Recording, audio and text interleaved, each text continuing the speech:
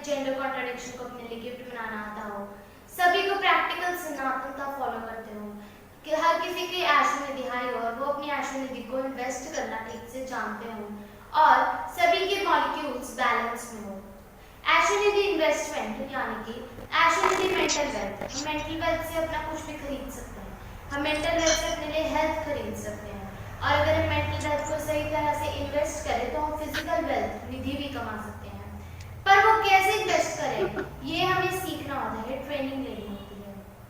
साथ ही साथ gender contradiction यानी कि हमारा मेंटल जेंडर अलग है, फिजिकल जेंडर अलग है, तो हमारे सोचने और हमारे फिजिकली सब में अंतर रहेगा। हम सोचते लड़की की तरह है पर हम फिजिकली लड़की है या अपोजिट, तो वो हमारी प्रॉब्लम क्रिएट करेगा। या फिर हमारा मेंटल भी फीमेल है, फिजिकल भी फीमेल है, तो हम दोनों तरह से फीमेल है, पर फिर हमें अपोजिट जेंडर को समझने में मुश्किल होगी, तो फिर हमें एक टीम बिल्डिंग में प्रॉब्लम आएगी और बिना टीम्स के social building, society building impossible है। इसीलिए हमें अपने जेंडर कॉन्ट्रडिक्शन को अपने लिए ठीक तरह से यूज करके उसे अपने लिए ही गिफ्ट बना सकते हैं। और साथ ही साथ प्रैक्टिकल सनातनता यानी कि जैसे हम 16 की उम्र में होते हैं, जितने फिट और हेल्दी हम 16 की उम्र में होते हैं, वैसे ही हम रहे अपनी आखिरी सांस तक फिट और हेल्दी। और साथ ही साथ हमें अपने 6 मॉलिक्यूल्स 18 मॉलिक्यूल्स को बैलेंस में लाना होता है, जिससे एक सभ्य समाज बनाना पॉसिबल है। जय कृष्ण। ठीक है।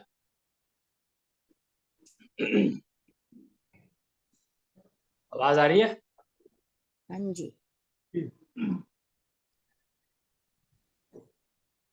हाँ जी, आ रही है। सबको आवाज आ रही है कि नहीं आ रही? हाँ जी आ रही है। आ रही है। नमस्ते। नमस्ते, क्या हाल है तेरा? ठीक है। Very good.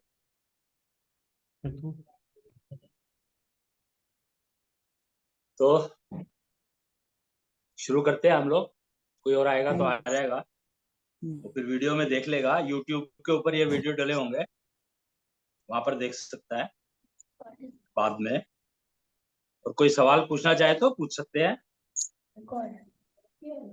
वो चाहे ग्रुप पे पूछ लो, चाहे अपने आईडी पे पूछ लो, या वहां पर भी पूछ सकते। यूट्यूब में जो कमेंट बॉक्स होता है वहां पर भी पूछ सकते हैं। इसको एफबी पे भी डाल देंगे, वैसे तो है, फेसबुक पे भी डाल देंगे भगवान टीवी पे, तो दोनों जगह मिल जाए। हाँ ठीक है, मतलब वो वीडियो रिकॉर्ड है तो फिर वो डाल ही सकते हैं।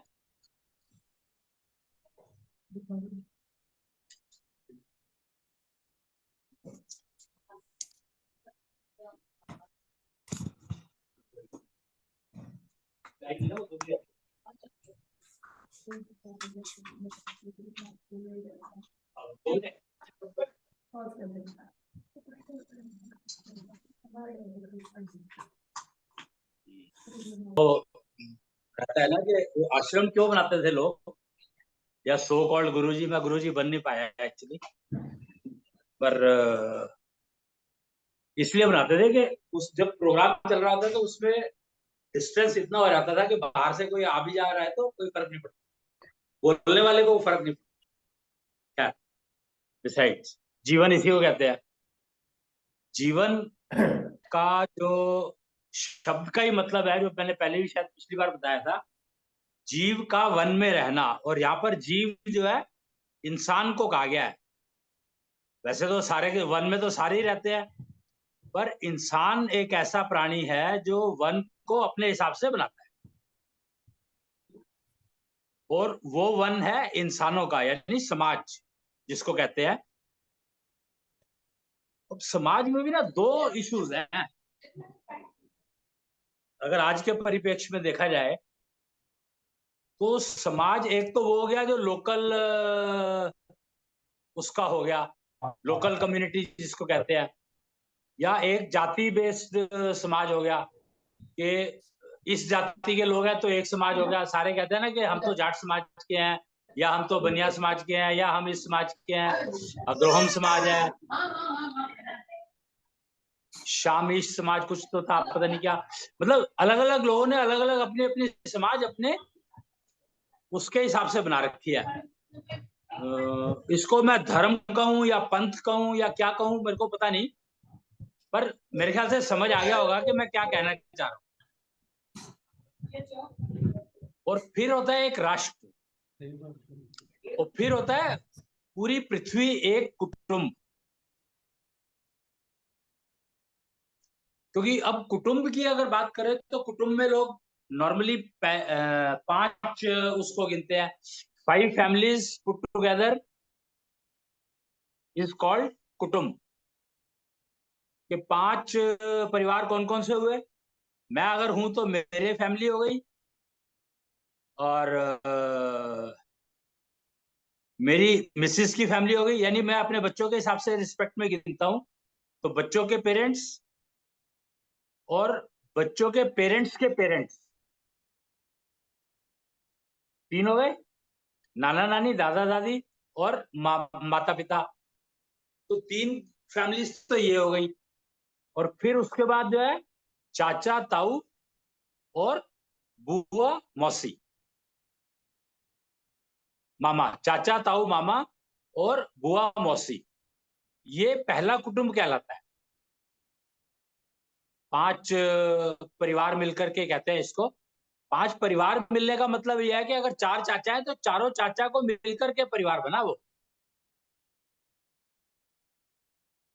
और परिवार तभी बनता है जब जोड़ा हो, यानी कपल हो। जब तक बच्चे हैं, अनमैरिड बच्चे हैं, तब तक वो परिवार नहीं गिना जाता, वो एक बड़े परिवार का हिस्सा गिना जाता है। They are a part of the family, they are not a independent unit. once the marriage takes place, then they form a family. तो कुटुंब का हिस्सा वो तभी बनते हैं इंडिपेंडेंट, जब उनका विवाह हो जाता है। तो फिर राष्ट्र को कुटुंब नहीं कहा गया। अब यहां पर ये बात समझने वाली है। और जो समाज है उसको भी कुटुंब नहीं कहा जाता। समाज जो है उसी तरह के, एक ही तरह के खान पान के लोग अगर इकट्ठे रह रहे हैं या मिल रहे हैं तो उसको एक समाज कहा जाता है। बेसिकली ये ज्यादातर खाने पीने या ज्योग्राफी से रिलेटेड हो गया कि इस तरह के लोग इस तरह का खाना पीना खाते हैं, तो ये इकट्ठे होकर के कोई भी फेस्टिवल या प्रोग्राम इकट्ठा होकर करते हैं, तो वो एक समाज कहलाता है। तो वो एक बेसिकली लोकल समाज हो गया। तो ऐसे समाज दुनिया में अनगिनत हो सकते हैं, कितने भी हो सकते हैं, किया जा सकता है उनको। और उसका कौन कौन पार्ट होगा ये कोई डिफाइंड नहीं है। रिलेशन में होगा या नहीं होगा ये कोई डिफाइंड नहीं है। जरूरी नहीं है कि रिलेशन में हो। और एक बात ये है कि जो शादियां विवाह होते हैं ना, कहते हैं कि सेम गोत्र में विवाह नहीं करना चाहिए।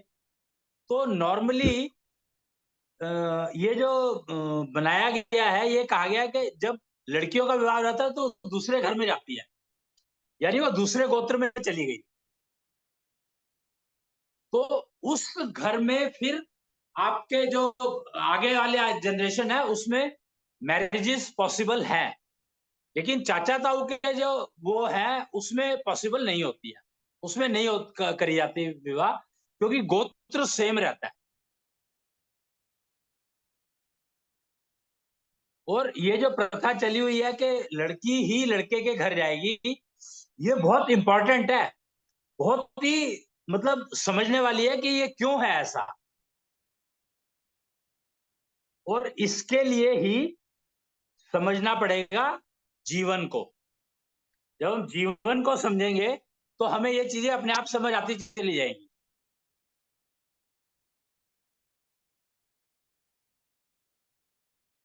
जीवन का मतलब मैंने बताया वन में रहना, और वन बताया समाज को। तो एक्चुअली वन समाज को नहीं कहा जाता, वन कहा जाता है राष्ट्र को। जो वन जैसे जब अगर आपको याद हो, पांडवों ने, कृष्ण ने जब हस्तिनापुर में गया था तो पांडवों के लिए जगह मांगी थी, तो उसको क्या दिया था? 5 गांव नहीं, खांडव प्रस्थ। है खांडव प्रस्थ दिया था ना।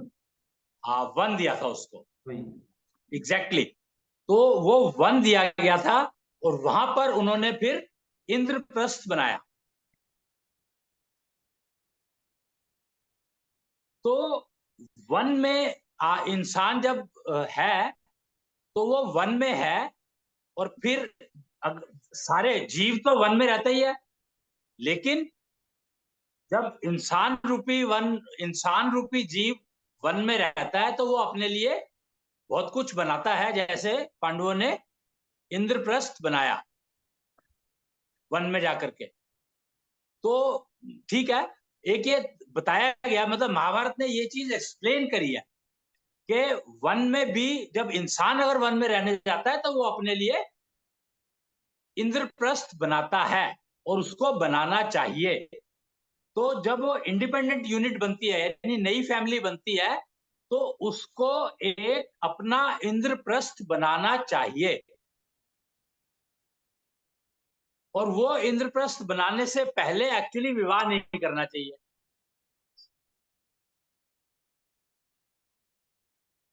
मोस्टली। और ये अब यहाँ पर फर्क समझो, फर्क क्या है, मतलब समझने की जो बात कर रहे हैं हम, जीवन की बात कर रहे हैं, तो समझने वाली बात यह है कि आपके पिता ने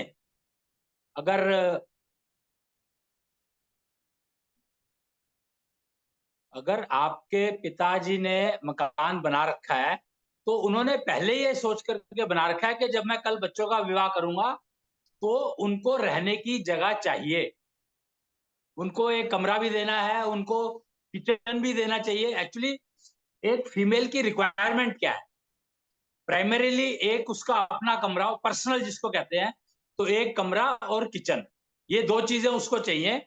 और ये दो चीजें अगर अवेलेबल है तो उसको विवाह के लिए तैयार होना चाहिए। अब ये जरूरी नहीं है कि उसका अपना हो, मतलब खरीदा हुआ हो। यहां पर इश्यू ये क्या है कि खरीदा हुआ होना जरूरी नहीं है, होना चाहिए, और उसको मेंटेन करने का कैपेबिलिटी होनी चाहिए। तभी कहा जाता है कि कन्या का विवाह जब करा जाता है तो अपने से एक घर ऊपर किया जाता है।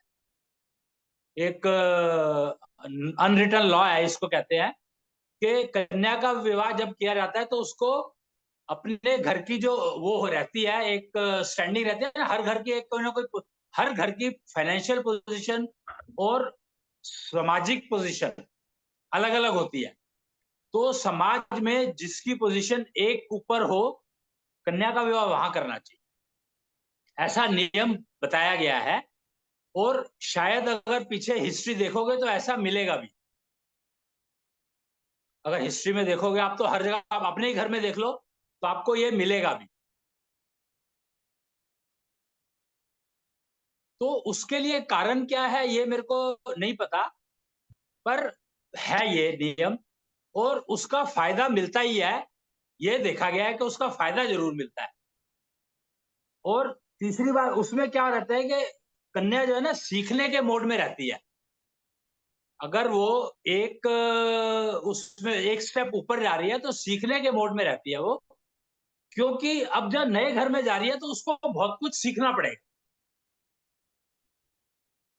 जो अब तक जहां पर रह रही थी उसमें से क्या छोड़ना पड़ेगा, क्या रखना है, ये सब चीजें उसको उस हिसाब से पकड़नी पड़ेंगी जो कि अगले घर में चाहिए जहां पर वो जा रही है। तो इसलिए ये नियम शायद बनाया गया होगा, मुझे एग्जैक्टली मुझे नहीं पता क्यों बनाया गया, पर ये कारण रहा होगा, क्योंकि नए घर में जा रही है तो नया वातावरण मिलेगा, नए लोग मिलेंगे, नए रिलेशन मिलेंगे, तो उनको समझना तभी पॉसिबल है जब वो सीखने के मोड में होगी, नहीं तो वो सीख नहीं सकती। हालांकि लड़के के लिए भी ये बात एप्लीकेबल है कि लड़का जब विवाह कर रहा है तो उसको भी नए लोग मिलेंगे, लेकिन फर्क ये है कि लड़की को वहां पर परमानेंट रहना है और लड़का वहां पर कभी कभी जाएगा। और ये बात भी देखी गई है कि अगर मान लो लड़का कहता है कि ठीक है मैं शिफ्ट करने को तैयार हूं लड़की के घर में, तो इस बात को लड़की तैयार नहीं होती है। ये बात भी नोट की गई है, देखी गई है। तो इसका कारण वो लड़का जो तैयार होता है वो तैयार होता है क्योंकि लड़की एक घर ऊपर थी और लड़का एक घर नीचे से लिया गया था। तो इसलिए लड़का कहता है कि ठीक है, मैं सीखने को तैयार हूं और मैं लड़की के घर जाके रहने को तैयार हूं। पर लड़की तैयार नहीं होती है इस बात को। अब क्यों नहीं होती है, ये रिसर्च का विषय है कि क्यों तैयार नहीं होती। इतनी मूवीज बनी है इसके ऊपर, बनाई गई हैं, लेकिन कोई भी मूवी ने उस घर को कामयाब नहीं दिखाया जिस घर में लड़का गया है, उस मैरिज को कामयाब नहीं दिखाया जिस घर में वो लड़का गया है। तो इसका कारण क्या है? एक तो ना बेसिक हमारे कुछ फंडामेंटल मिसिंग है। जीवन जब समझने की बात कर रहे हैं तो हमें बहुत सारे फंडामेंटल समझने पड़ेंगे कि फीमेल जो है उसकी मेंटल वेल्थ, एक शब्द होता है mental wealth network. Physical wealth network तो सुना ही होगा तुमने कि नेटवर्क एक शब्द है जो यूज किया जाता है कि मेरी फिजिकल कैपेबिलिटी आज की तारीख में क्या है। उसमें आपकी फाइनेंशियल पोजीशन, आपके पास प्रॉपर्टी क्या है, आपका समाज में स्टेटस क्या है, ये 3-4 पैरामीटर मिलकर के आपकी फिजिकल वेल्थ को डिफाइन करते हैं। और एक होता है मेंटल वेल्थ, जिसके बारे में कुछ पता ही नहीं है, कभी किसी ने बात ही नहीं करी। हेल्थ की बात तो सब करते हैं, फिजिकल हेल्थ की बात करते हैं, फिजिकल वेल्थ की बात करते हैं, लेकिन मेंटल हेल्थ की बात तो करते हैं पर मेंटल वेल्थ की बात कोई नहीं करता। तो मेंटल वेल्थ को ऐशो निधि कहा गया है, फिजिकल वेल्थ को निधि कहा गया है और मेंटल वेल्थ को ऐशो निधि कहा गया है। तो ऐशो, और सबसे इंपॉर्टेंट पैरामीटर होता है ऐशो निधि किसी भी इंसान का, चाहे मेल हो या फीमेल हो। और बाय बर्थ, जब हम बर्थ की बात करते हैं तो बाय बर्थ फीमेल की ऐशो निधि मेल की ऐशो निधि से 9 टाइम्स हायर होती है। ये पक्का है, मतलब एश्योर्ड है, ये नेचर का गिफ्ट है। तो इस फैक्टर को आप इग्नोर नहीं कर सकते, और ये फैक्टर अगर आप इग्नोर करोगे तो कन्या कभी भी सीखने के मोड में आएगी ही नहीं, और अपने आप से जो सीखेगी सीखेगी, और उसमें वो जो गलतियां कर रही है तो वो गलतियां सुधारने का चांस रहेगा नहीं। तो ऐशोनिधि एक बहुत इंपॉर्टेंट फैक्टर है। और जीवन शुरू कब से होता है? अब यहाँ पर ना एक सवाल बहुत इंपॉर्टेंट समझने वाला ये है कि जीवन शुरू कहां से होता है। तो जीवन शुरू होता है जब आप अपने पैरों पर चलने लगते हो। बच्चा पहले पेट में आता है, फिर उसके बाद बाहर डिलीवरी होती है, और फिर उसके बाद जब वो अपने पैरों पर चलना शुरू कर देता है तो वहां से जीवन शुरू होता है।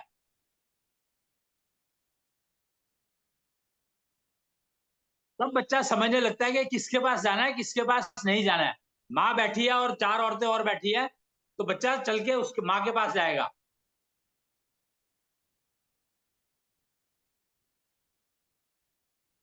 तो जीवन शुरू तब होता है जब बच्चा चलने लगता है, और तकरीबन 9 महीने के आसपास शायद चलना शुरू कर देता है बच्चा,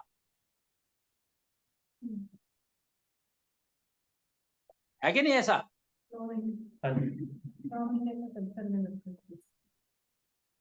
तो ये एक जीवन शुरू होने की बात की है मैंने। और बच्चे जो ऐशोनिधि है वो बच्चा जब डिलीवर होता है तब डिफाइन हो जाती है।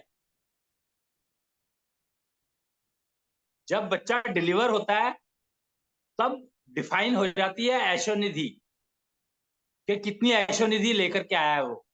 और जब बच्चा पेट में आता है तब डिफाइन हो जाती है। इनफैक्ट पेट वाला पेट में आता है तब कहने की जरूरत नहीं है, जब डिलीवर होता है तब डिफाइन होती है उसकी निधि, यानी उसकी फिजिकल वेल्थ, उसकी मेंटल वेल्थ, दोनों चीजें उसकी तभी डिफाइन होती है जब वो बच्चा बाहर आ जाता है, डिलीवर हो जाता है। इसीलिए जो एस्ट्रोलॉजी जो सब्जेक्ट है वो हमेशा डिलीवरी के बाद शुरू होता गिना जाता है। जो एस्ट्रोलॉजी सब्जेक्ट शुरू होता है वो डिलीवरी के बाद शुरू होता है, और एस्ट्रोलॉजी जो सब्जेक्ट है वो कंसीवमेंट के साथ शुरू होता है। ये दो फर्क बहुत इंपॉर्टेंट है समझने। और जीवन शुरू होता है जब बच्चा चलने लगता है, तब से। ऐशो दीदी, डिफाइन बच्चे की उस टाइम होती है जब वो कंसीव हुआ या जब बच्चा डिलीवर हुआ? डिलीवर हुआ। जब डिलीवर हुआ। तो फिर आपने कहा कि कंसीवमेंट के टाइम से हम ऐशो दीदी को गिनना शुरू करते हैं। एस्ट्रोलॉजी की बात कहाँ करी मैंने? एस्ट्रोलॉजी, एस्ट्रो ओके, क्या? ठीक है, एस्ट्रोलॉजी। एस्ट्रोलॉजी के हिसाब से, ठीक है जी, एस्ट्रोलॉजी के हिसाब से कंसीवमेंट का टाइम गिना जाता है, ठीक और है। एस्ट्रोलॉजी के हिसाब से डिलीवरी का टाइम गिना जाता है। बिल्कुल ठीक है। जी ठीक है। मैंने ये कहा। जी ठीक है। तो अब जीवन शब्द में, हम जीवन शब्द पे वापस आते हैं अपने, क्योंकि टॉपिक वो था, नहीं तो ये ऑब्जेक्शन करेगा आज। हाँ तो जी। जीवन शब्द शुरू होता है वन में आने से, और जीवन शुरू होता है जब चलने लगता है बच्चा। और वन जो है कहा गया है, वो कहा गया है राष्ट्र को, लोकल वन। जब वन है वो राष्ट्र को वन कहा गया है। और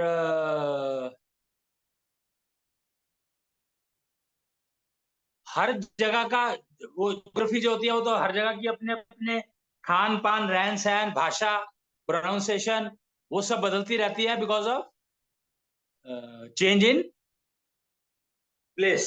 ज्योग्राफिकल चेंज होता है तो उसके हिसाब से खाना पीना बदल जाता है। तो वो एक समाज का विषय है, राष्ट्र का नहीं है। ये एक बहुत इंपॉर्टेंट समझने वाली बात है एक तो। और जीवन जो है वो समाज से शुरू होता है और फिर राष्ट्र पर जाता है। और राष्ट्र के अंदर जो जीवन शुरू होता है वो शुरू होता है स्कूल जाने से बच्चों के।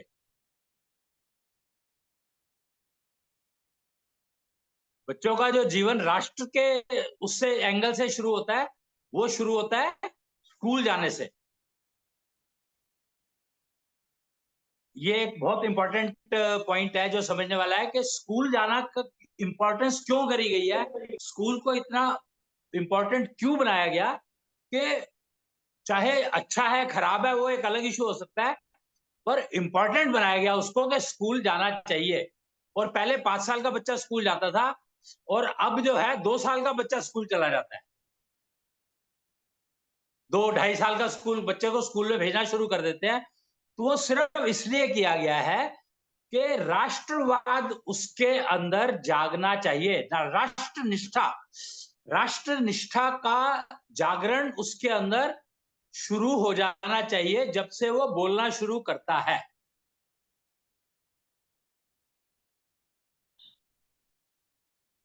और बोलना कब से शुरू करता है बच्चा? 1 साल 2 साल के आसपास। नहीं, हाँ, पर तकरीबन शुरू 18 महीने का जब होता है तब से कुछ कुछ शुरू हो जाता है उसका। साफ बोलना जो शुरू करता है वो तकरीबन 2 साल से शुरू करता है। तो इसीलिए 2 साल से ठीक से शुरू करता है, और उसका मेमोरी उस टाइम पर जो फंक्शनल होती है, उसको जो ऐशोनिधि होती है मैक्सिमम होती है। और उसका यूटिलाइजेशन अगर ठीक डायरेक्शन में शुरू कर दो, तो वो बच्चा जो नॉर्मल केस में 21 साल की उम्र में कैरियर बनाना शुरू करता है, वो बच्चा 10 साल की उम्र में कैरियर बना लेता है। अब यहां पर कैरियर शब्द को समझना बहुत जरूरी है कि कैरियर का मतलब क्या है। कैरियर का मतलब है राष्ट्र के प्रति उसकी जो जिम्मेदारी है उसको समझना। और सबसे इंपॉर्टेंट यही है कि राष्ट्र के प्रति जिम्मेदारी जब समझने लगेगा तो तभी वो घर के प्रति जिम्मेदारी समझ पाएगा। और होता क्या है कि हम लोग घर के प्रति जिम्मेदारी को उसको समझाने की कोशिश में लगे रहते हैं, जो कि वो कभी सीख नहीं पाता। और जगह जगह पर अलग अलग चीजें सिखाई जाती है। घर में कुछ सिखाया जाता है, स्कूल में कुछ सिखाया जाता है, फ्रेंडशिप सर्कल में कुछ और सीखता है, गली मोहल्ले के बच्चों में कुछ और सीखता है। तो वो सारा का सारा कंफ्यूजन में रहता है। अगर आप उसको पहले दिन से राष्ट्रनिष्ठा और राष्ट्रवाद के बारे में तैयार करो, तो 10 साल का बच्चा ही अपना कैरियर तैयार कर लेगा, पक्की बात है, गारंटी। 11वें साल से वो बच्चा राष्ट्र के प्रति जिम्मेदारी निभाने लगेगा। अब तुम इसको एक ये देखो कि दिशा की बात है कि ठीक दिशा और गलत दिशा में काम करने की बात है। तो अगर ठीक दिशा में चलाते हो उसको, तो 10 साल के बाद से वो अपनी जिम्मेदारी को समझने लगेगा और उसके अकॉर्डिंगली अपनी जिम्मेदारी के हिसाब से सारे काम करेगा। परफॉर्मेंस उसकी इतनी बढ़िया होगी कि आप सोच नहीं सकते। एक्सपेक्ट करते हो एक्सीलेंट परफॉर्मेंस, और टाइम ड्यूरेशन का अगर ध्यान नहीं रखोगे तो रिजल्ट मिलेंगे नहीं। जो रिजल्ट 21 साल में मिलते हैं इतनी प्रेशर के बाद, वो भी मिलते नहीं है। वो खाली एक ही रिजल्ट मिलता है कि बच्चा कुछ काम करके पैसे कमाने लायक हो जाता है। पर राष्ट्रनिष्ठा, राष्ट्रवाद एटसेट्रा एटसेट्रा सीखने में तो उसको तकरीबन सारा जन्म निकल जाता है, तब भी नहीं पता लगता। और अगर राष्ट्रनिष्ठा का जागरण जब से वो बोलना शुरू करता है तब से शुरू कर दो, यानी चलना शुरू करता है एक्चुअली तब से राष्ट्रनिष्ठा जागरण का काम शुरू कर दो। बल्कि राष्ट्रनिष्ठा जागरण का काम तो जब वो गर्भ में होता है तभी से शुरू किया जा सकता है। तभी से होता है। हाँ जी। तो वो उसकी एफिशिएंसी ऐशोनिधि, जो कि पता एक्चुअल ऐशोनिधि पता लगती है जब वो बाहर आ जाता है, डिलीवर हो जाता है, उससे पहले नहीं पता लग सकती। लेकिन उसकी जो बीज है, ये जो उसका बीज है, जो ऐशोनिधि का बीज है, उसके बारे में पता लग जाता है कि वो कैसा पेड़ बना सकते हो उसको। तुम ये पता लग जाता है। तो वो अगर पता कर लो तुम एस्ट्रोलॉजी से कि उसके बीज की क्या पोजीशन है, तो आप उसको ऐसा पेड़ बना सकते हो जो कि आपको फल दे, अपने लिए भी फल देगा और दूसरों के लिए भी देगा।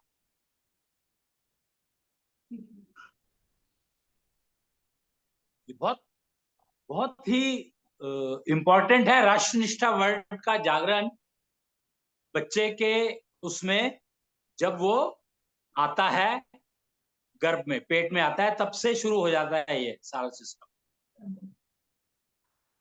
और एस्ट्रोलॉजी से हमें पता लग जाता है कि उसके बीज की क्या पोजीशन है।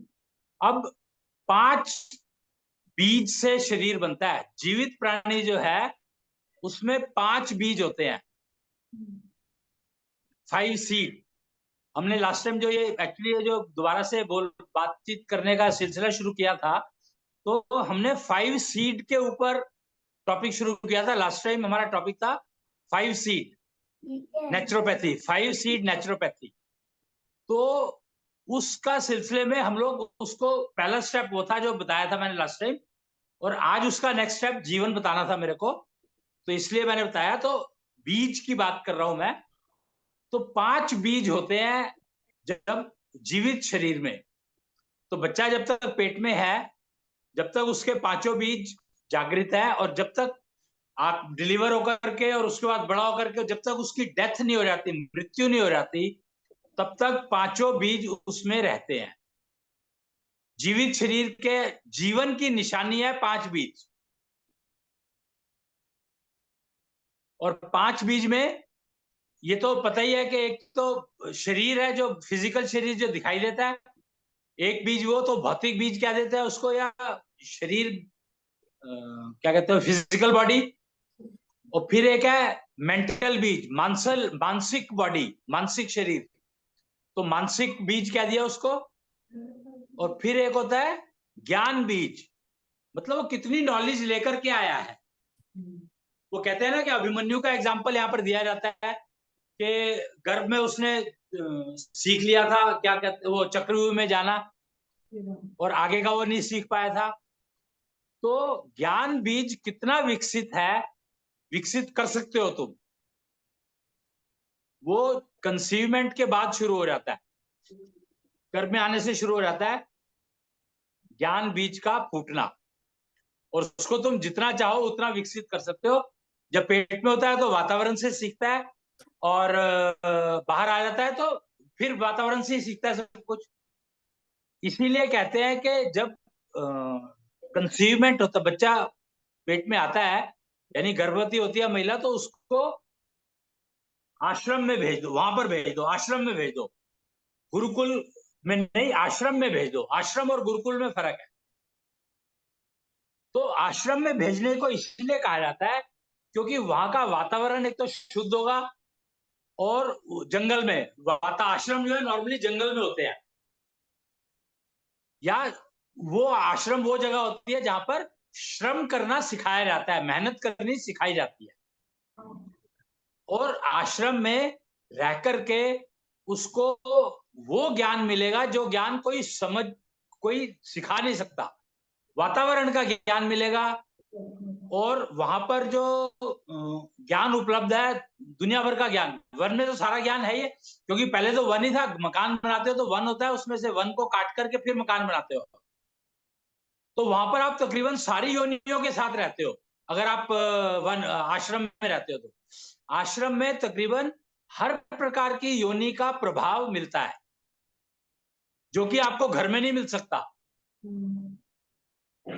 और आश्रम में रह करके जितना बच्चा पेट में सीख सकता है, उसका गणित करना बहुत मुश्किल है, संभव ही नहीं है। इतना कुछ सीखा जा सकता है, और वो एक्चुअली, और उस समय में उसकी एफिशिएंसी मैक्सिमम होती है, क्योंकि वो और कुछ कर नहीं रहा होता। तो उसकी सीखने की एफिशिएंसी बहुत ज्यादा होती है। इसीलिए वैसे बच्चे या उस तरह के वातावरण के बच्चे जो होते हैं, वो 10 साल की उम्र में आकर के अपनी पूरी जिम्मेदारी निभाने के लायक तैयार हो जाते हैं।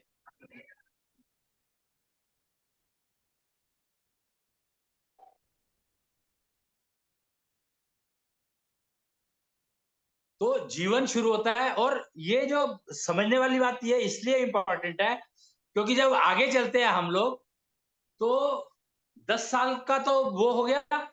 उसके बाद अगर आप गिनती गिनो, 1 2 3 4 5 6, हिंदी में अगर गिनती गिनते हैं ना हम, तो 50 तक की जब गिनती गिनते हो तब तक तो सब कुछ जैसा चल रहा है चल रहा है। जो कुछ आपने सीखा उसका उपयोग किया, और आपने उससे अपनी ऐशो निधि बढ़ाई, या जो कुछ भी करा वो पता नहीं। पर उसके 50 के बाद क्या होता है, ये बहुत ही, मतलब हिंदी की जो गिनती बनाई गई है, इतनी ज्यादा ज्ञान है इसके अंदर, इस काउंटिंग, इस गिनती के अंदर, कि सोचा भी नहीं जा सकता था कि इतना ज्ञान इस गिनती में भरा हुआ है। जो 9 तक सिंगल लेटर होता है, एक ही वो होता है, 1 2 3 4 5 6 7 8 9, लेकिन 10 पे आते ही युगल हो जाता है। तो युगल तत्व का जागरण जो है वो 10 के बाद होता है। 10वें साल से युगल तत्व का जागरण शुरू होता है।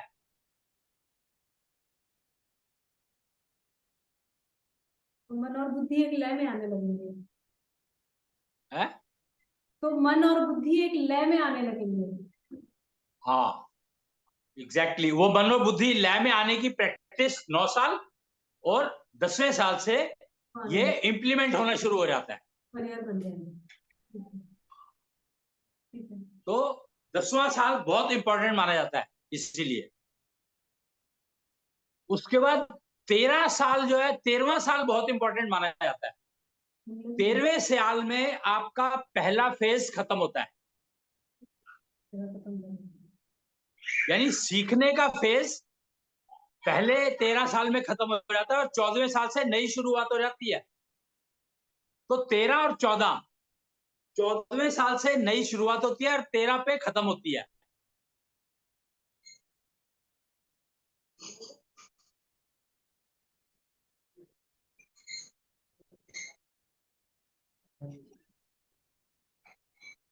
और 13 से लेकर के और अगले 13 साल तक, लड़का हो या लड़की,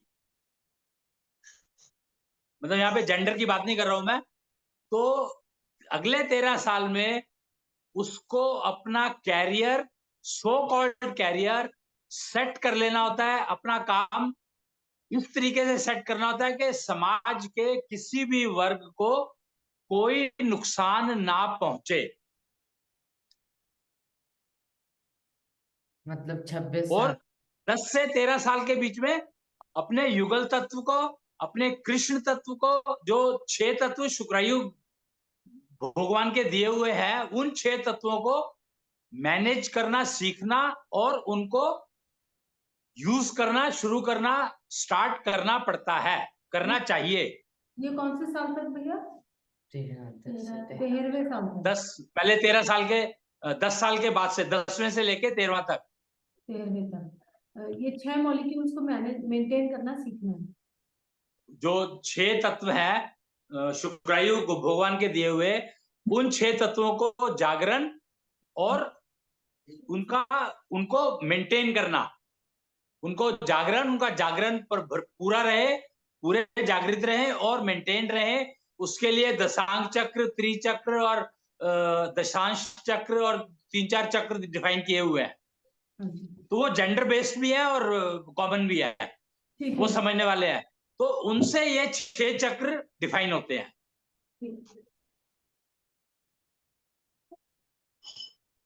4 चक्र है मेरे ख्याल से, एक त्रिचक्र है, एक दशांश चक्र है, दशांग चक्र है और त्रिचक्र शायद दोनों जेंडर का अलग अलग है, ऐसा कुछ है। तो ये चीजें, ये 10 से 10, 11, 12, 13 साल में ये अगर समझ लो, सीख लो, तो जो लड़कियों के जो साइकिल शुरू होता है वो 14वें साल से शुरू होना चाहिए।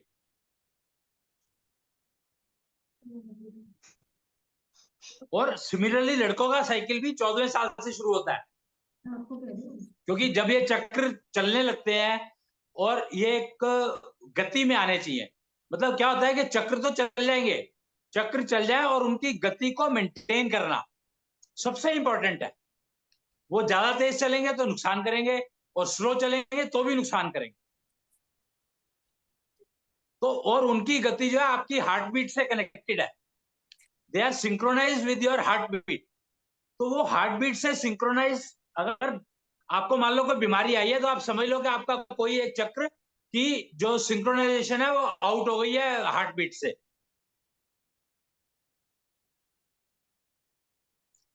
और एक्चुअली अभी जो हार्ट बीट 72 काउंट की कही जाती है, असल में ये हार्ट बीट जो है ये होनी चाहिए आपकी ब्रह्मा विष्णु 72 काउंट की हार्ट बीट ठीक है, पर अगर कम हो तो बेटर है। एवरेज हार्ट बीट 72 काउंट ठीक है, पर अगर ये कम हो तो बेटर है। 1 मिनट में 72 है? 1 मिनट में 72। हाँ, 1 मिनट में 72 का एवरेज है, ये आना चाहिए। वैसे 1 मिनट में 72 नहीं होना चाहिए। 72 बीट्स को मेडिकल टर्म्स में हेल्दी माना जाता है। हाँ, वो तो पता है। नहीं, 72 का एक्चुअली मतलब कुछ हो रहा है, पर वो यहाँ जोड़ दिया उन्होंने। तो 72 जो है वो वर्ड काउंट आता है उसके कर्म फलों के साथ, 72 करोड़।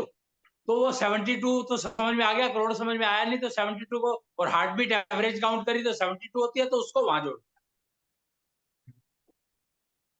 और 72 करोड़ एक्चुअली पल्स के अंदर वेरिएशन होती है।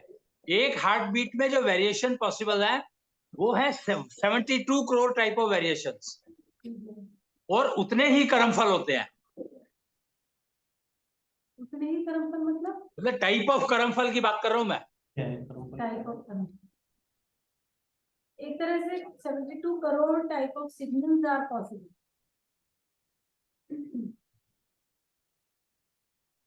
72 करोड़ तरह के सिग्नल पॉसिबल हैं। 72 करोड़ जो है टाइप ऑफ कर्मफल है।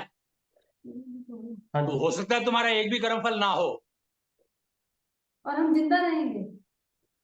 हाँ, कर्मफल से मरने और जीने का क्या कनेक्शन है? ये तो हार्ट बीट चलेगी फिर हार्ट है? तो हार्ट बीट में क्या कोई वेरिएशन ही नहीं होगी? हार्ट बीट तो चलती रहेगी ना, हार्ट बीट तो काउंट है, वो तो हार्ट बीट कर रहा है तुम्हारा। हार्ट बीट के अंदर वेरिएशन नहीं है।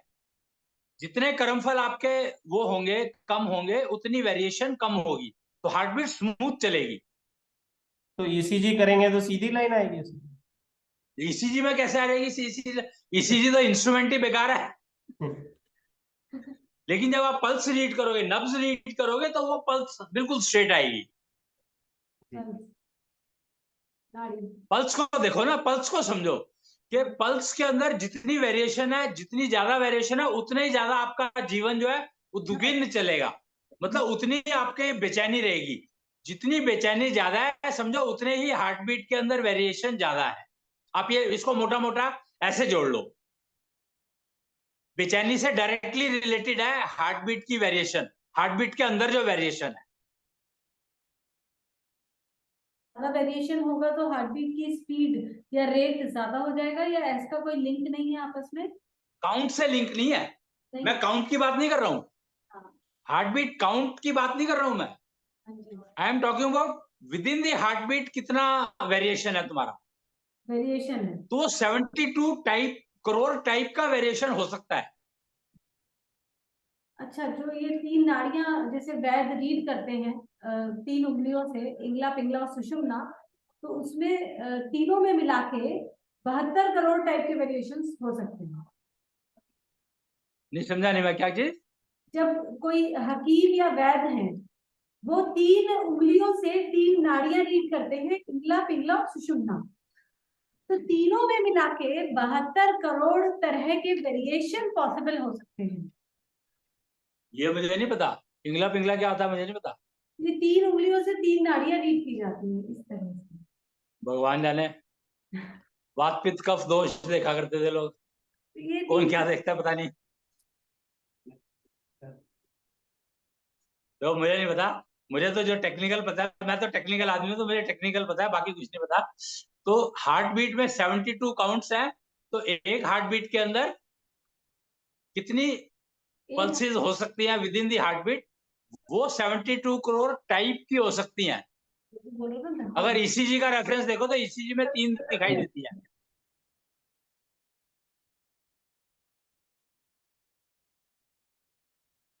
समझे कि नहीं? चलो नहीं समझ आया कोई बात नहीं, आएगा भी नहीं।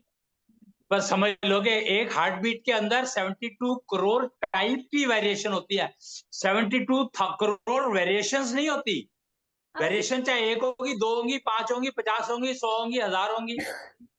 आप सिंगल पर हार्ट बीट टाइप, कर रहे हैं, एक हार्ट बीट। टाइप, हाँ एक हार्ट बीट में 72 करोड़ टाइप की वेरिएशन पॉसिबल है। इतनी कोई समझ थोड़ी। हार्ट बीट के द्वारा हम अपने कर्मफल मालूम कर सकते हैं। इसका मतलब कर्मफल अगर हार्ट बीट की वेरिएशन कम है नहीं, तो आवाज साफ हमारे नहीं आ रही, आवाज कर्मफल भी साफ कम नहीं है। आ रही है। क्या कह रहे हो? वो पूछ रहे हैं कि अरे हार्ट आवाज नहीं आ बीट रही अभी। वो पूछ रहे थे कि हार्ट बीट के थ्रू कर्मफल पता कर सकते हैं। हार्ट बीट के कर्मफल होते ही, वेरिएशन से हार्ट बीट की जो वेरिएशन, हार्ट बीट के अंदर जो वेरिएशन आती है वो आती ही कर्मफल की वजह से है। तो नाप सकते हैं उसको, है मेजरमेंट कर सकते हैं, मेजरमेंट मेजरमेंट किसकी? कर सकते हैं तो शंख माप में वही तो करते हैं, और क्या करते हैं? इनकी। अच्छा। शंख माप में वही तो करते हैं भाई। शंख को समझो ना, शंख क्या है? शंख जो है एक हवा को साउंड में कन्वर्ट करता है। इसका नाम शंख दिया क्यों, शंख मीटर क्यों दिया गया? इसलिए दिया गया क्योंकि वो हवा को साउंड एनर्जी में कन्वर्ट करता है, और साउंड एनर्जी को मेजर कर सकते हो। अगर और किसी को क्वेश्चन पूछना है तो वो अनम्यूट करके अपने आप को क्वेश्चन पूछ सकता है। हमने म्यूट किया हुआ था बैकग्राउंड नॉइस दबाने के लिए। नहीं तो लिख दो ना, क्वेश्चन जो है वो लिख दो, उस पर लिख देना, तो बाद में जवाब हो जाएंगे। हाँ जी, लिख भी सकते हैं। अगर अभी कोई बोलना चाहे तो अनम्यूट करके। हाँ अगर पूछना है तो पूछ लो, तो अनम्यूट करके पूछ लो। ठीक है, चलो आगे चले। हाँ तो हम जी। लोग जीवन की बात कर रहे थे। तो जो पहले 13 साल, अगले 13 साल जो है, अब यहाँ पे ना थोड़ा सा जेंडर का भी फर्क होता है, पर अभी मैं कॉमन ही बात कर रहा हूं।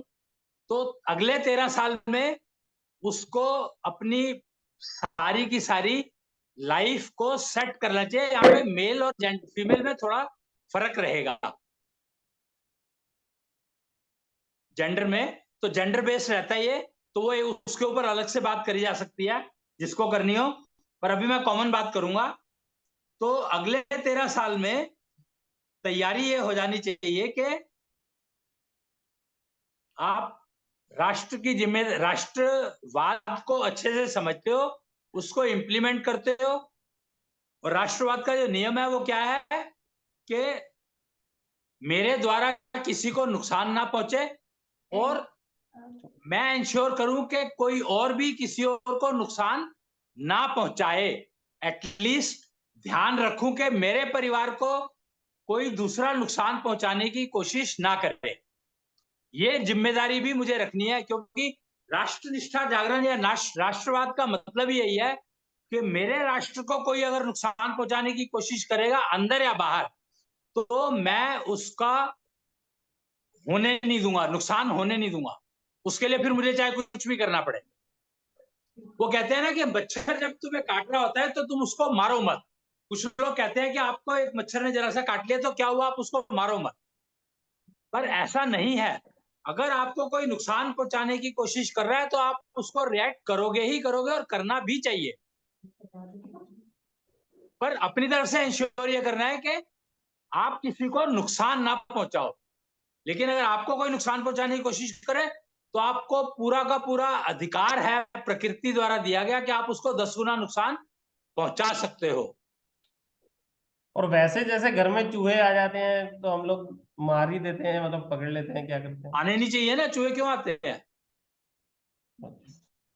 भैया वैसे अगर कोई हमें या हमारे राष्ट्र को डिस्टर्ब कर रहा है तो हम उसको 10 गुना नुकसान पहुंचाएंगे, तो क्या इसका कोई कर्मफल हमें नहीं आएगा? नहीं, क्या फिर से बोलो? मैंने देखा कि कोई मेरे राष्ट्र को या मेरे परिवार को डिस्टर्ब कर रहा है, तो मैंने उसको 10 गुना नुकसान पहुंचाया कि वो डिस्टर्ब करने लायक ही ना रहे। तो अब यहाँ पर फर्क है ना, इसका हमें ये कर्मफल नहीं है। गेम सारी यहीं शुरू होती है। ठीक है, एग्जैक्टली गेम सारी यहीं शुरू होती है। यहाँ पे अब कर्ण को समझो कि कर्ण जो है वो कवच और कुंडल 2 चीजें लेकर के पैदा हुआ था।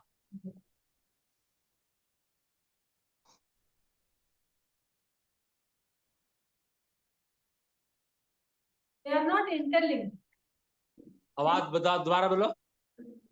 ह्यूमिनिटी शील्ड और कर्मफल ये 2 अलग अलग चीजें हैं, एक नहीं है। हाँ, तो मैंने कब कहा है क्या? कर्ण मैं तो बता तो रहा हूँ अभी था। कि कर्ण जो है अच्छा, ठीक है, ठीक है, सुन लो समझे। कि कर्ण जो है कवच और कुंडल लेकर पैदा हुआ था। जी ठीक है। इसका मतलब क्या हुआ? इस बड़ा सिंपल सा मतलब है कि उसको कोई नुकसान नहीं पहुंचा सकता था। हाँ ठीक है, ये निश्चलिज्म है। निश्चलिज्म जो रिलीजन है इसमें हम यही प्रैक्टिस करते हैं कि हमारा ह्यूमिनिटी शील्ड इतना बन जाए कि किसी ने अगर सोचा भी हमें डिस्टर्ब करने के बारे में तो उससे कई गुना नुकसान होना शुरू हो जाएगा।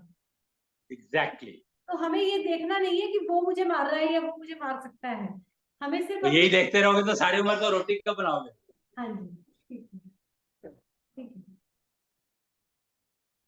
जी। इसमें एक बात बताइए भैया, जो हम घर पे जो कॉकरोच भगाने के लिए, मच्छर भगाने के लिए, या किसी भी इस तरीके के जीव जंतु जो हमको नुकसान पहुंचाते हैं, हमारे खाने को नुकसान पहुंचाते हैं, तो उसके लिए जो हम कोई ये दवाई छिड़काव करते हैं या कोई अलाउड जलाते हैं, इस टाइप के जो भी हैं कि वो हमको नुकसान पहुंचाने आएंगे तो वो मरेंगे, तो इसमें कहाँ तक ये जस्टिफाई होता है ये स्टेटमेंट? इसमें जस्टिफिकेशन की जरूरत ही नहीं है। जो तुम्हें नुकसान पहुंचाने की कोशिश करे उसको निपटाना है। तो हमने उसके लिए जैसे प्रिकॉशन लिया, तो हमने तो निपटाने के लिए लिया नहीं, अगर आओगे तो निपट जाओगे। हाँ, तो यही शील्ड है, कम्युनिटी शील्ड एग्जैक्टली यही है जी।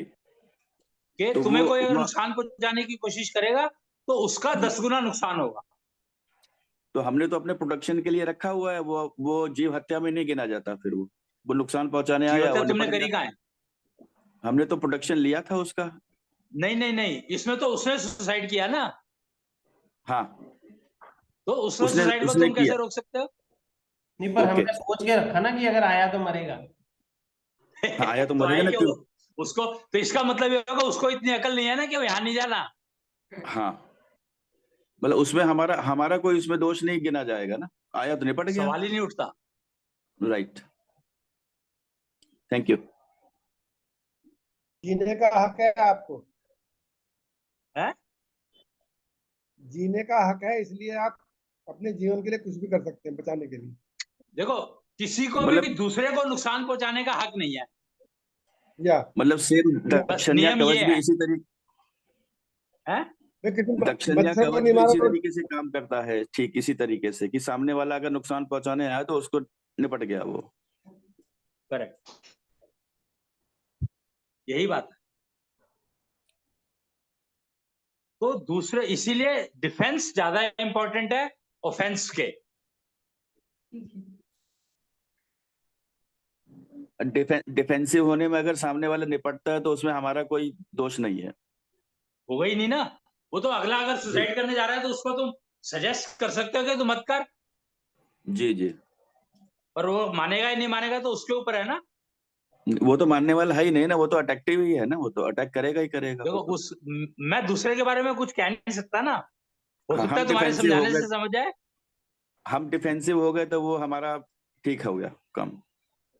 हाँ, तो हमें अपने को ठीक रखना जी, है ना। तो ये एक चीज समझ में आ गई।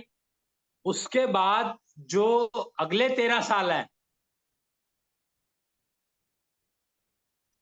वो होते हैं परिवार के, परिवार बनाने के।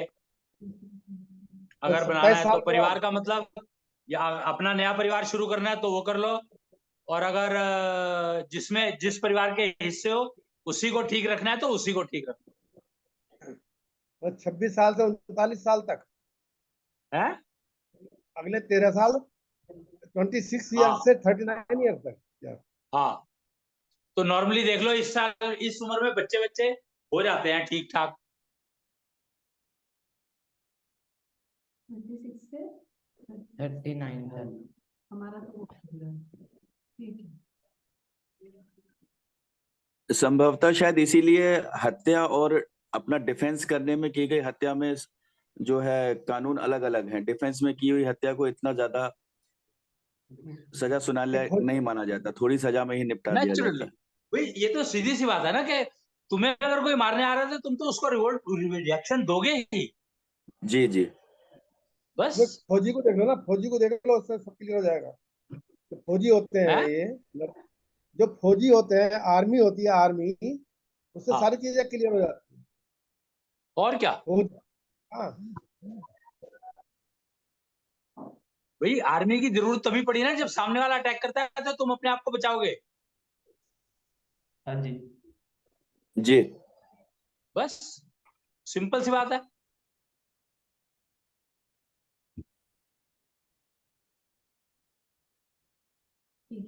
हाँ, तो ये चल रहे थे हम। और उससे अगले 13 साल क्या करना है? उससे अगले 13 साल में नॉर्मली तुम तैयारी कर लो कि जो तुम्हारी जिम्मेदारियां हैं परिवार से रिस्पेक्ट में, वो तकरीबन तकरीबन पूरी हो जाए। उसके लिए जो कुछ भी चाहिए वो कर लो। जैसे और जब 51वें साल में जा रहे हो, अब शब्द यहाँ पे शब्द बहुत इंपॉर्टेंट है, 51। 51वें साल में जब जा रहे हो तो समझो वन जाने की तैयारी।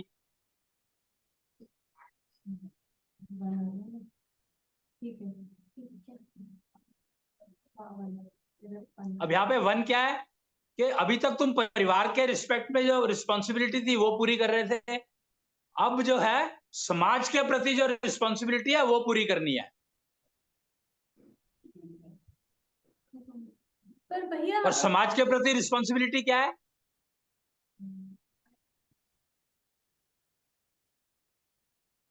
पे बैक टू द है? पे बैक टू द सोसाइटी। नहीं, सोसाइटी पहले जो है समाज के प्रति जो जिम्मेदारी है वो ये है कि समाज से जुड़ना। मतलब समाज से तो और हम समाज से जुड़ोगे कैसे?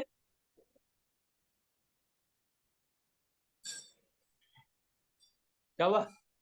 भैया 10वें साल तक राष्ट्रनिष्ठा जागृत होगी, उसके बाद राष्ट्रवाद अपने अंदर इम्प्लीमेंट करेंगे और करियर को बनाएंगे, तो तब भी तो समाज से जुड़े हैं।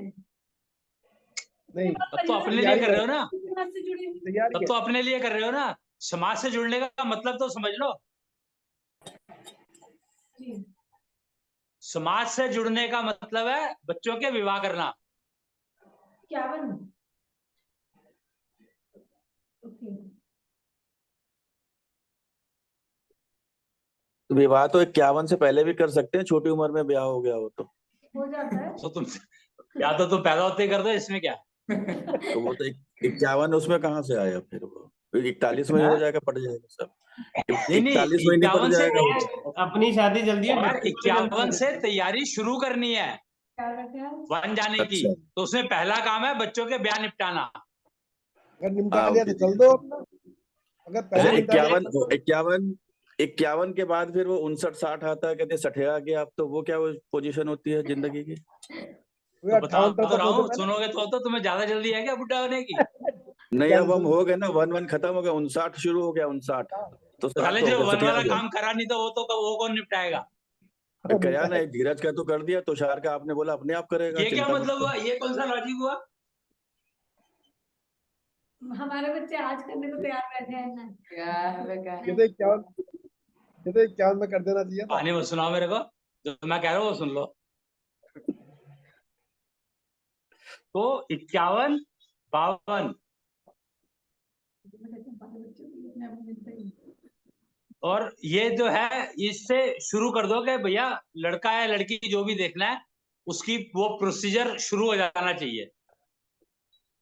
और 58 तक आते आते ये पूरा हो जाना चाहिए।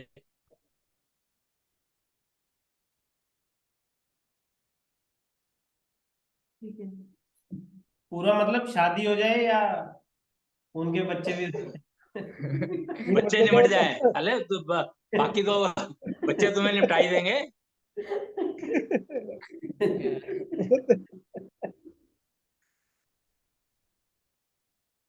बाकी तो बच्चे निपटाई देंगे तुम्हें, टेंशन क्यों लेते हो?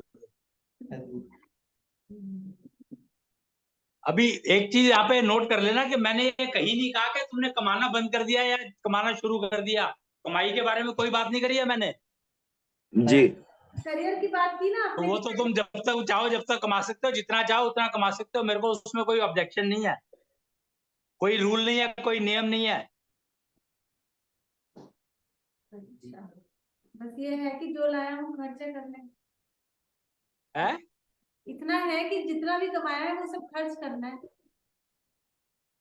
वो तुम्हारी मर्जी है, तुम्हारे बच्चे तुम्हें करने देंगे तो ही तो।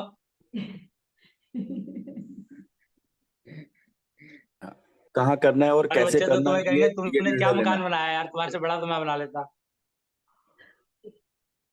मेरे बच्चे यही कहते हैं, कहते बाप तूने क्या करा जिंदगी में।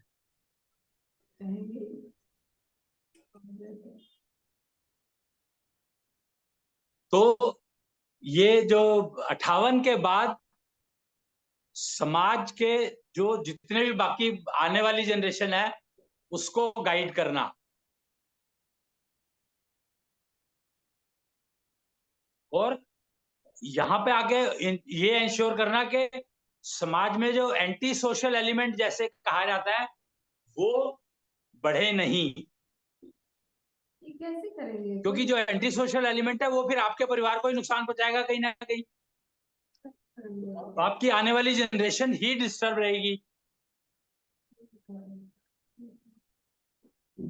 और आने वाली जनरेशन जो है, नेक्स्ट जनरेशन जो है वो गलत दिशा में ना चली जाए, ये ध्यान रखना जिम्मेदारी है प्राइम। और दो दो और स्टेटमेंट है जो बहुत इंपॉर्टेंट है समझने वाले, कि समय से पहले और किस्मत से ज्यादा कभी कुछ नहीं मिलता। फर्क क्या है? समय सबका अपना अपना होता है, समय जो है घड़ी के हिसाब से नहीं चलता। समय जो है तुम्हारा समय तुम्हारी हार्ट बीट से कनेक्टेड है। मैंने इसीलिए कहा कि हार्ट बीट को 72 एवरेज है, पर अगर कम पे चले तो ज्यादा बेटर है, वो इसीलिए कहा कि अगर तुम्हारी हार्ट बीट स्लो चलती है तो तुम टाइम को अपने हिसाब से यूज कर सकते हो। तुम्हारी डिसीजन मेकिंग के लिए जो तुम्हें समय नहीं मिलता और तुम गलतियां कर लेते हो, वो समय तुम्हें मिल जाए जिससे तुम समझ सको कि गलती करनी है कि नहीं करनी है। और शादी को गलती मत मार लेना।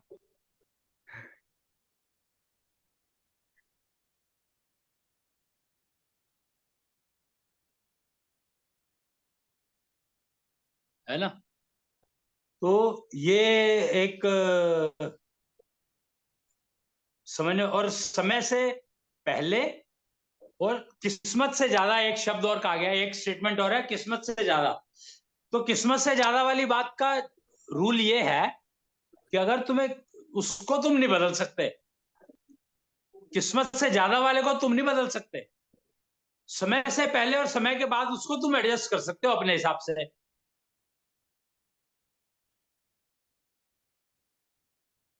और किस्मत से ज्यादा मिलने का मतलब ये समझ लो कि अगर तुम्हें किस्मत से ज्यादा मिल गया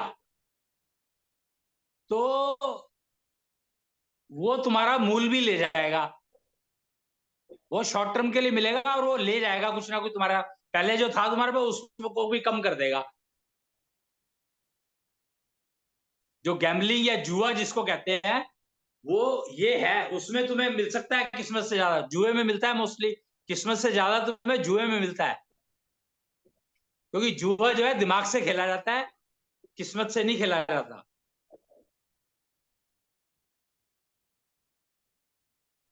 तो जुआ ज्ञान खेलने से में कोई खेला जाता है, ज्ञान हानि से। है? कोई जुआ है? खेलने में कोई नुकसान है? जुआ खेलने में कोई हानि है? ना, जुआ हर चीज में है। शादी करते हो जुआ है, हाँ, जुआ तो हर चीज में है। बच्चे आ गए तो जुआ है, कौन सा आया तो कहेगा कितना नाश करेगा। ओके।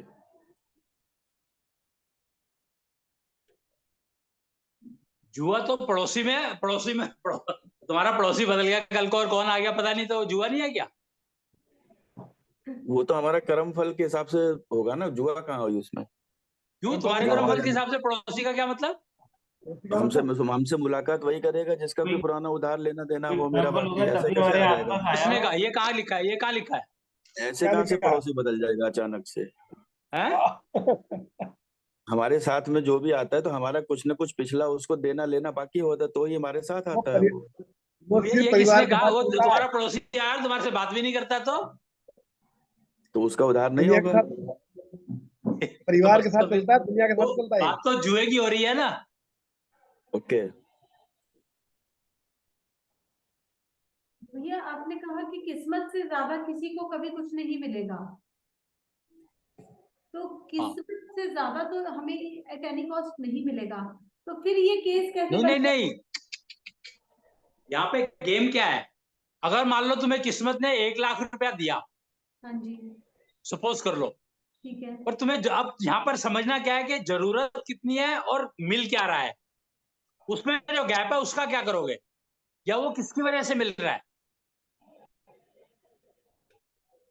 इसकी एक स्टोरी पहले भी शायद मैंने सुनाई होगी कि एक वो होता है, एक मतलब होता है भिखारी कह लो, कुछ भी कह लो, एक इंसान होता है जो कि बहुत दुखी रहता है, उसको रोज ना खाने को नहीं मिलता, कभी मिलता है कभी नहीं मिलता, ऐसा भी नहीं कि नहीं मिल जाए।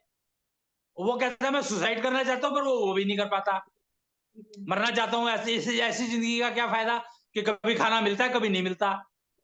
तो कोई पंडित जी मिले होंगे उसको, कोई ज्ञानी मिला, उसने कहा कि तू ना ये कर और तेरे को पता लग जाएगा कि भगवान आगे बता देगा तेरे को कि तेरे साथ ये प्रॉब्लम क्यों है, सो कॉल्ड तपस्या कर तू। तो उसने वो उसका तरीका बताया, उसने वो तपस्या शुरू कर दी। उस तपस्या में उसका लगता कुछ नहीं था, टाइम लगाना पड़ता था उसको बस। तो उसने वो तपस्या शुरू कर दी, तो कोई 15 दिन 20 दिन महीना जितने दिन भी उसने करी, तो उसको भगवान आ गया उसके सामने। उसने उससे पूछा भी क्या चक्कर है ये, मेरे को कभी खाना मिलता है नहीं मिलता, तू मत दे।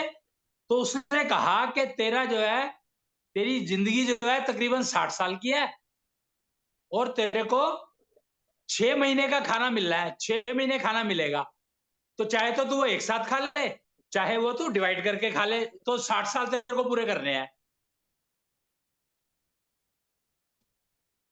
उसको समझ में आ गया कि उसने कहा फिर मैं इसका क्या कर सकता हूं? कहता है जी मेरे को तुम 6 महीने का खाना एक साथ दे दो। वो कह उसने कहा कि मूर्ख, 6 महीने का खाना तो अगर एक साथ ले लेगा तो खराब हो जाएगा तेरा खाना। तो उसने कहा कोई बात नहीं, तू दे दे। उसने ठीक है, उसने 6 महीने, उसके बाद तू 60 साल तक भूखा रहेगा। कहते कोई बात नहीं, मैं रह लूंगा, कम से कम 6 महीने तो खाना ठीक से खा लूं। ठीक है, अब वो 6 महीने का खाना उसको मिल गया, और 6 महीने का खाना मिल गया और उसने खा लिया। सुबह खाया, दोपहर में खाया, शाम को खाया, खूब सोया। अब उसको लगा ये खराब हो जाएगा, तो उसने अपने सारे लोगों को बुलाना शुरू कर दिया कि आओ और शेयर करो मेरे साथ। भंडारा, सो कॉल्ड भंडारा। तो उसने वो खाना रोज भंडारा करके 6 महीने में खत्म कर दिया।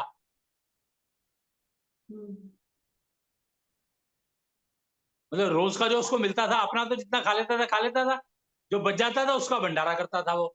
6 महीने उसने ये किया, तो उसकी तो लॉटरी हो गई। क्यों? क्योंकि जो उसने भंडारा किया था तो उसने बाकी सबके साथ अपनी किस्मत को शेयर कर लिया।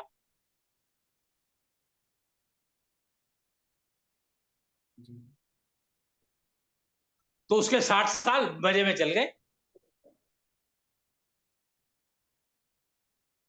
किसमें चले गए? हैं? कैसे? 60 साल उसने अपने रोटी, उसकी खर्च खाने का हिसाब किताब ठीक चलता चला गया।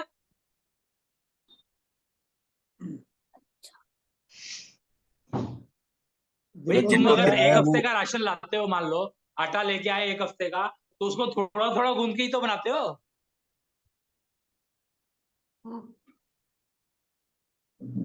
तो उसने वो 6 महीने के राशन को इस तरीके से डिवाइड किया कि वो 60 साल तक चला।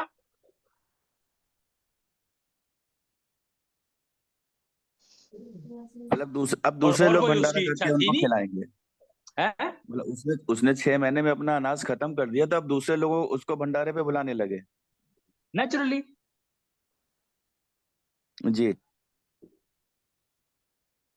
भाई उसकी और कोई डिजायर थी ही नहीं, हाँ जी। उसकी और कोई इच्छा थी ही नहीं, सिर्फ खाने का इसको सेट करना था। जी। तो मतलब ये हुआ वो हो कि गया उसका, और समाज बन गया।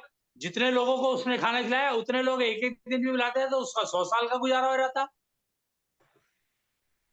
जी। उसको तो जीने 60 ही थे।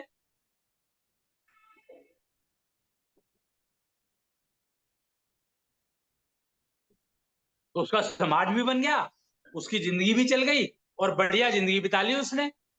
हर रोज नया आदमी मिलता था उसको, नए नए इंसान के साथ उसकी वार्तालाप होती थी, तो उसका ज्ञान भी बढ़ा। ज्ञान कैसे बढ़ा? भाई उससे बोलना कर है? ज्ञान कैसे बढ़ा? अरे जब नए आदमी के साथ मिलते हो, बातचीत करते हो, तो जो उसका ज्ञान था उसने तुम्हें बताया, तुम्हारा ज्ञान था उसको बताया तुमने। अच्छा। भाई सारा दिन है तुम्हारे पास और 3 बार खाना खाना है तुमने,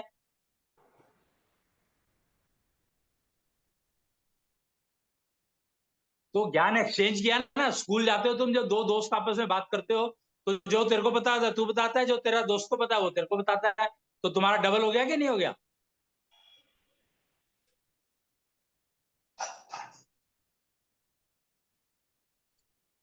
तो जिंदगी बढ़िया चल गई और समाज भी चल गया, सब कुछ उसका, सब कुछ बढ़िया चल गया उसका।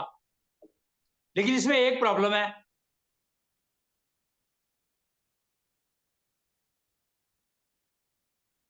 कि समाज तो चल गया, लेकिन आगे कैसे बढ़ेगा समाज?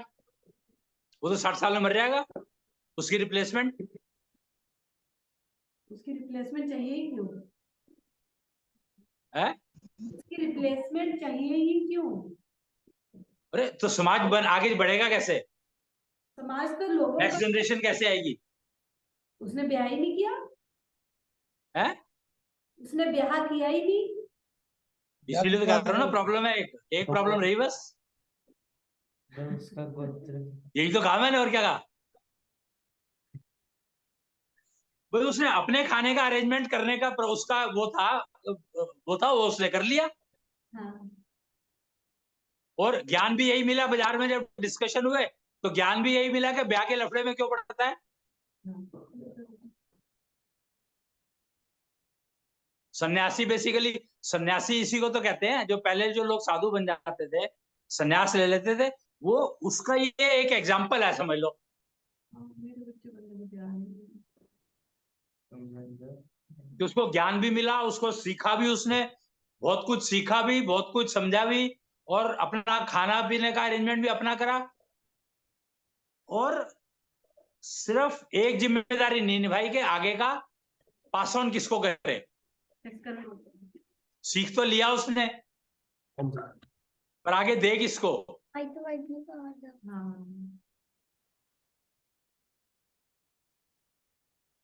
जो कुछ उसने सीखा समझा, आगे पास ऑन किसको करे वो? जो लाया उस बच्चे करने। तो सिर्फ एक ये इशू रहा, बाकी कुछ नहीं। बाकी सब बढ़िया चला उसका, सारी जिंदगी ठीक ठाक चली। पर अगर वो कर लेता तो फिर पता नहीं क्या चलता। ये भी इशू है ना, अगर ब्याह कर लेता तो पता नहीं क्या चलता बेचारे का। यहाँ बहुत सारे बैठे हैं जिन्होंने ब्याह कर रखा, पूछ ले उनसे।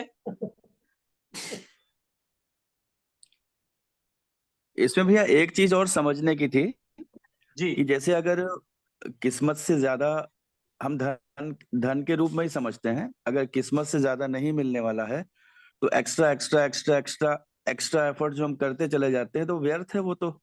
जितना आना है वो ये बात समझ में कम में आती भी आ है, जाएगा, कम मेहनत में भी आ जाएगा वो तो। ये तो समझ में वो आती तो है ये कम बात। वो तो कम मेहनत में भी उतना ही मिलेगा जितना हमको आना था, तो हम 24 घंटे का एफर्ट्स करते रहते हैं उसी चीज के लिए खाली। तो यही तो मूर्खता है, और क्या है? मैं यही तो कह रहा हूँ, यही तो बताने की कोशिश कर रहा हूँ, जीवन की बात कर रहे हैं हम लोग। जी इसमें गेम ही यही है कि जितना तुम्हें चाहिए नॉर्मली उतना जी ही मिलेगा, वो तुम्हारी किस्मत का है। जी और बाकी जो मिल रहा है तो वो तुम्हारा कहीं ना कहीं लेके जाएगा, या किसी और की किस्मत का है वो, तो वो ले जाएगा। तो अगर अगर वो ज्यादा मिल रहा है तो उसको फ्यूचर के लिए सेव नहीं किया जा सकता?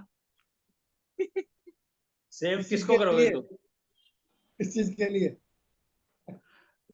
किस चीज के लिए? जो डॉक्टरों हम में एफर्ट्स अभी कर रहे हैं, हम वो 10 साल करके फिर 60 साल फ्री हो जाएंगे वही खाने के, जो अरे अपना तो वो जो लंगर वाला जो स्टाइल तुम खाएगा। एफर्ट जो जमा कर रहे हो तुम, वो तो किसी और की किस्मत का जमा कर रहे हो, तो तुम्हें कैसे मिल जाएगा? किसी और को मिलेगा। अच्छा, तो वो उसके तरीके से नहीं कर सकते कि लंगर की तरीके से तो अपने बैंक में डाल दिया, वो खाते रहेंगे, ठीक है, हो गया लंगर हमारा। वो इकट्ठा हाँ? जाएगा तुम्हारा, अगर तुमने दिया उसको वो भंडारा श्याम चला जी दो कह रहे हैं उसको। कि जो उसने लंगर लगाया, हम वो हम बैंक लंगर में डाल बैंक देंगे। पे रख के भी तो लगा सकते हैं। ये श्याम जी का क्वेश्चन है कि वो भी तो क्या है, एक, फिर से बोलो। जैसे हम बैंक में पैसे रख देते हैं, हमने आज हमें 10 रुपए की जरूरत है पर हमने 50 रुपए कमा लिए, 10 रुपए हमने खर्च किए, 40 रुपए हमने बैंक में जमा करा दिए। ऐसे हम क्यों कुछ जमा साल तक करा करते है? हैं, तो वो लंगर ही तो लगा रहे हैं क्यों हम, जमा बैंक वाले वो पैसे। ये तो जरूरत तो तुम डिफाइन कर रहे हो ना। मिलता क्यों बात जमा तो करा ये है है, बैंक में? किस्मत से तुम्हें जो मिलता है वो मिलेगा, और तुम अपनी जरूरत डिफाइन कर रहे हो। अबे तुम्हारी जरूरत से क्या लेना देना यार किस्मत का? किस्मत ने तो जो देना है वो दे देगा।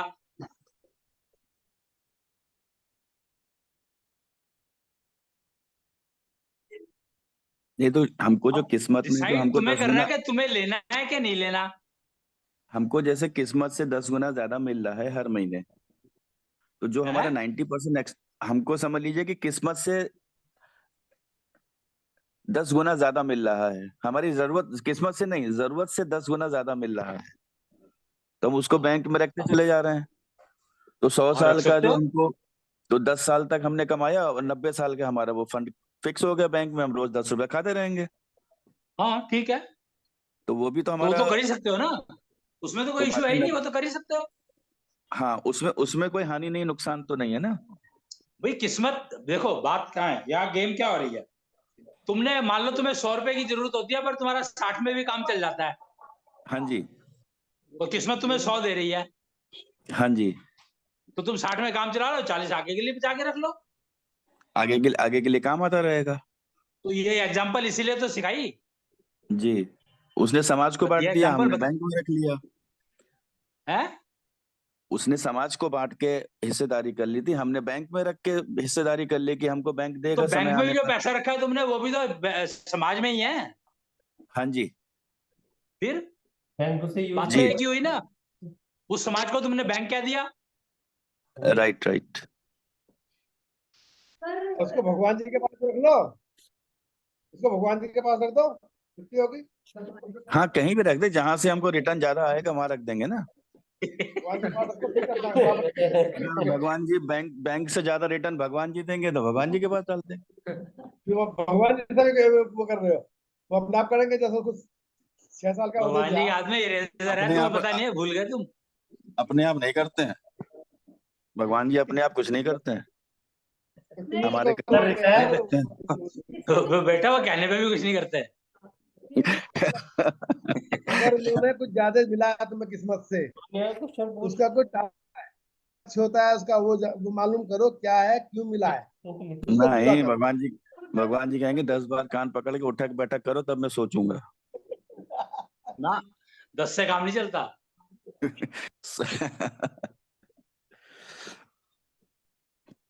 देखा है, ठीक है जी, समझ में आ गया जी, मैटर समझ में आ गया, क्लियर।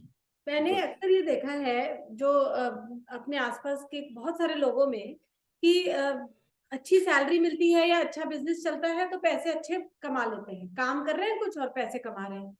अब वो पैसे को बैंक में जोड़ने लगते हैं और वो बैंक का जो पैसा जुड़ता है वो नेचुरली अच्छा खासा अमाउंट हो जाता है।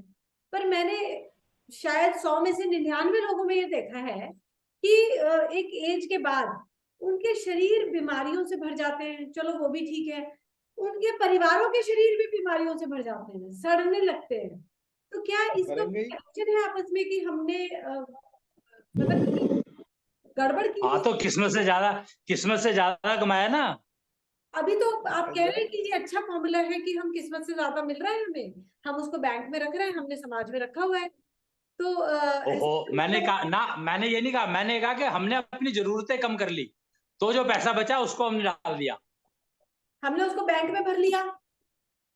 जरूरतें कम करके। मतलब किस्मत जितना दे रही है, हमारी जरूरत उतनी नहीं है, तो जितना बचा उसको रख लिया। उसको हमने बैंक में भर दिया। और जो नहीं, देखो अब फर्क समझो ना यहाँ पे, कि तुम्हें किस्मत ने दिया 1 लाख रुपया, जरूरत तुम्हें 10,000 रुपए की, ठीक है, ठीक है, तो तुम अगर 10,000 से ज्यादा ले रहे हो तो वो तुम कहीं ना कहीं संभालोगे। 90,000 हमने 90,000 का क्या करोगे, उसको संभालोगे ना। बैंक में रख दिया। बात तो एक ही है, बैंक में रखो या किसी को संभालो, संभालना ही हुआ ना। हाँ तुम जी, खुद नहीं संभाल सकते थे तो तुमने दूसरे को दे दिया, ठीक है, हाँ जी, ठीक है ना। ठीक है। तो तुम्हें तो कष्ट तो तुमने कमाई लिया ना साथ में। जैसे ही तुमने अपना पैसा दूसरे को दिया संभालने को, तो सारा तुम्हें तो अपने जान को टेंशन पाल ली ना। तो बीमारी तो आएगी हो। तुम एक बात समझो, बच्चा तुमने पैदा किया और संभालने को दूसरे को दे दिया, तो अपने आप को सारे कृष्ण समझते हो क्या। वो कृष्ण की तो बेचारे की फूटी थी, तो उसको वहां पे जंगल में जाके रहना पड़ा। नहीं मतलब तो उसमें समझने की वही हम बात है ना, 10,000 की, समझने की कोशिश तो करो मैं क्या क्या नहीं कर रहा तो हूँ। क्या नहीं तो उसमें हम ऐसा थोड़ी कर सकते हैं कि 90,000 का हम लंगर कर देंगे। तो तुम्हारी मर्जी है, ये तो फ्री विल है तुम्हारी, कि तुम कुछ भी करो उसका। भाई ये तो किस्मत तुम्हारी किस्मत है, शायद तुम करोगे ना उसका कुछ, मैं थोड़ी करूंगा। सबसे पहली चीज ये है कि अगर तुम्हें ज्यादा पैसा मिला है, ये तुम्हें सोचना है कि मुझे ज्यादा क्यों मिला है, और वो तुम्हें पता पड़ जाए क्यों मिला है, किस्मत क्या में करना है उसको। मिल गया, सीधी सी बात ये है। वो तो किस्मत से मिला है, उसका कोई कारण नहीं है, हमारा पिछला लेकिन कर्म फल वो का। लेना है कि नहीं लेना है, अरे यार फिर वही बात लेना यहाँ ही पर नहीं ये लेना। हो रही है। बात जो मैं समझा रहा हूँ वो तो सुन नहीं रहा कोई, अपनी कहानी से आ जा रहा है। मैं ये कह रहा हूँ कि किस्मत तो तुम्हें दे रही है, तुम्हें लेना है कि नहीं लेना है, ये तो तुम्हारी हाँ। इच्छा है, तुम्हारी फ्री विल है। ये बात है, असली में लेना नहीं लेना।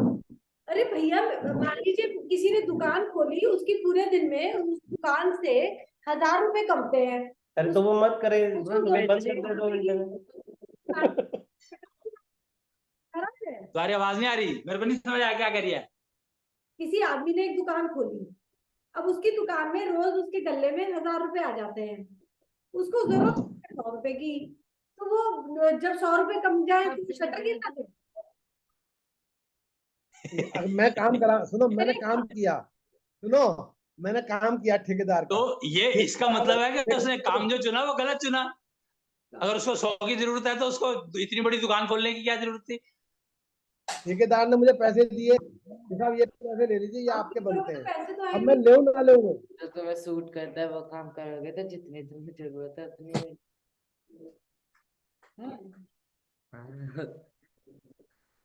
अगर जिंदगी जीवन इसको इसीलिए कहा गया क्योंकि वन में रह रहे हो तुम। घर में तो फॉर्मूला लेके आओ, नहीं समझ आया कुछ भी।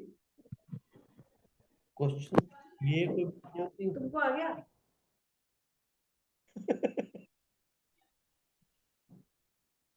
मुझे आ गया। क्या हुआ?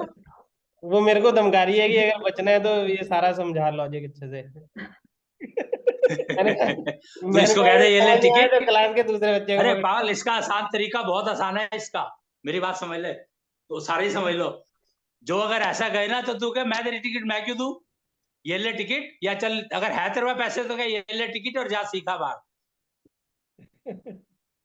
ये तो मुझे टिकट में क्योंकि मिलेगा। सीखना सबका, सीखने की एफिशिएंसी सबकी अपनी अपनी होती है। तो तू इसको जितना मर्जी सिखा लियो सीखेगी नहीं। बिल्कुल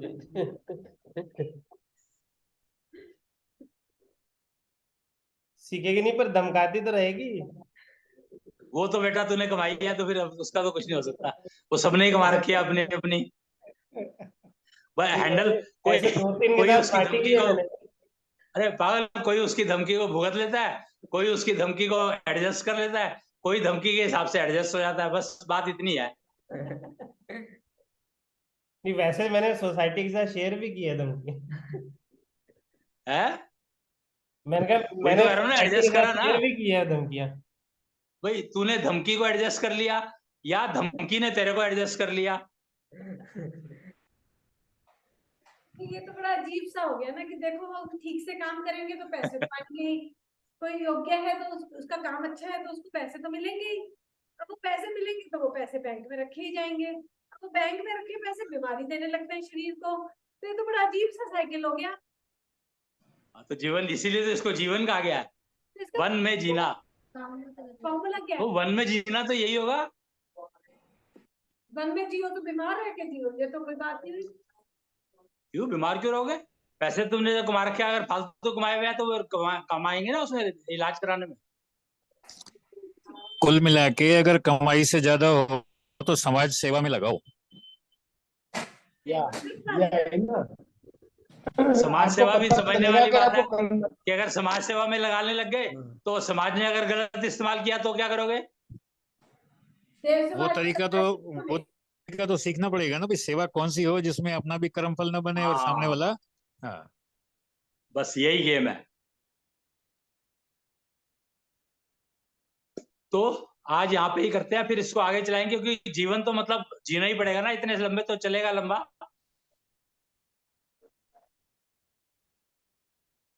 ठीक है, हाँ जी। तो आज का यहीं पे समाप्त करते हुए अगले हफ्ते रखेंगे बाकी। कैसे बनानी है और इसका क्वेश्चन कैसे बनाना है? कोई क्वेश्चन पूछने हो तो पूछ लेना, उसके ऊपर ही ग्रुप पे पूछ लेना चाहे आईडी पे पूछ लेना। वो पिछली बार वो रह गया था ना भैया कि बढ़ानी कैसे है एशनिधि और एसक्यूआर क्वेश्चन। वो तो अभी चलेगी, वो जीवन पहले समझ तो लो, फिर उसके बाद कहोगे बढ़ाने की जरूरत क्या है।